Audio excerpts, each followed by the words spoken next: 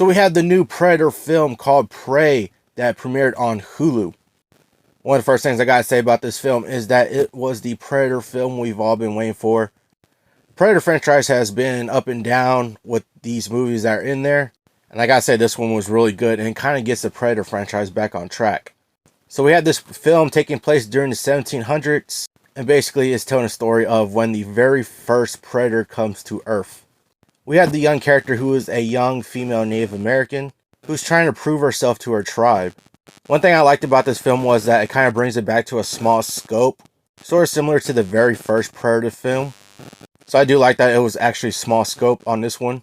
Being that this was like kind of the early 17 or at least 1700s, and like this being prequel to when the Predator first comes to Earth, I like how the Predator didn't really have too many of the gadgets we're familiar with, like the high-tech gadgets. It had a couple high-tech ones, but like it wasn't a whole lot that we've seen in other previous movies.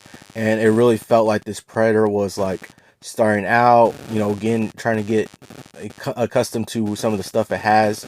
Like its weaponry, and a lot of the weaponry wasn't really high-tech like we're used to seeing. Yeah, there was a couple high-tech stuff in there, but not a whole lot that we're used to seeing. And I like how this Predator was actually kind of not using weapons a whole lot, but like it was kind of going hand-to-hand combat a little bit. Like in the film, throughout the film, we kind of see it hunting, going around, trying to climb up the ranks really, taking on different things, and basically just trying to prove its worth. Basically proving itself as the higher class Predator. I would say a lot of the focus is on the main character that we get, played by Amber Midthunder. So a lot of her tribe and a couple other characters in here are basically side characters, and there's not really much that they do. You kind of see it throughout the film too, like the Predator takes them out. So this was definitely a movie driven by her character. Her brother in the film kind of plays a major role also alongside her. But for the most part, this is definitely her story. Her trying to prove herself, kind of like a rite of passage also.